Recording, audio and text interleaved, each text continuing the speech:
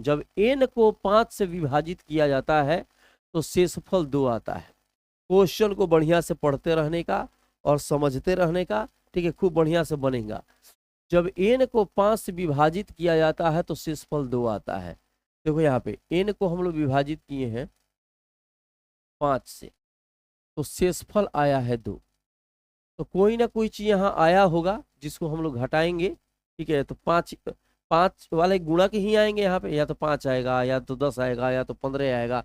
जब 5 से भाग देना है तो जाहिर सी बात है 5 का गुणक आएगा, 5 का पहाड़ा में जो आएगा वो आएगा, ठीक है। तो यहाँ सबसे छोटा अंक कौन सा हो सकता है जो घटाने पर, तो अगर एक बार में लेके जाते हैं तो जाहिर सी बात है कि यहाँ पे 5 होगा, तो यहाँ 7 होना चाहिए, तभी तो 2 आएगा।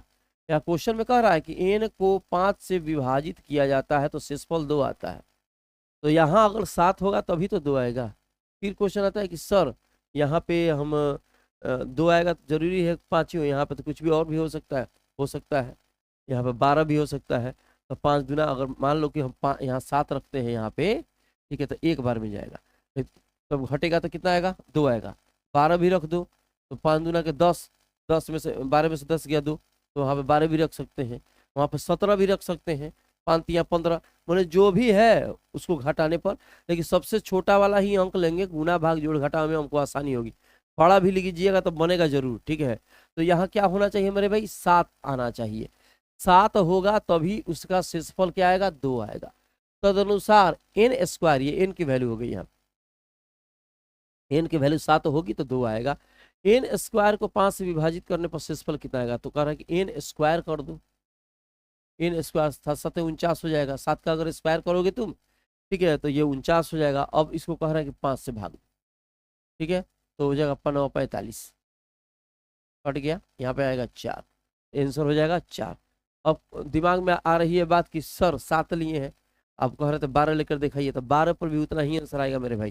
देखिए अब बड़ा में जाओगे तो गुना भाग तुमको ज्यादा करना पड़ेगा, जिससे यहाँ 12 ले लो, n की वैल्यू 12, 5 तो 5 दुना कितना होगा 10, कट गया 2।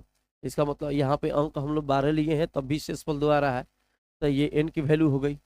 फिर इसका n स्क्वायर करोगे अगर, तब 12 का स्क्वायर होगा तो 144 हो जाएगा मेरे भाई, होगा नहीं होगा।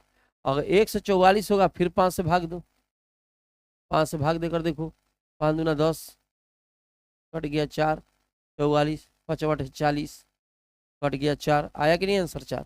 इसका मतलब हुआ कि यहाँ पे आपको क्या होना चाहिए मेरे भाई, यहाँ होना चाहिए 4, मतलब आपका आंसर क्या आना चाहिए, 4 आना चाहिए। जो भाग देने पर शेषफल कितना बचेगा, और इस स्थिति में 4 बचेगा। तो मुझे लगता है कि बहुत बढ़िया समझ में आया होगा।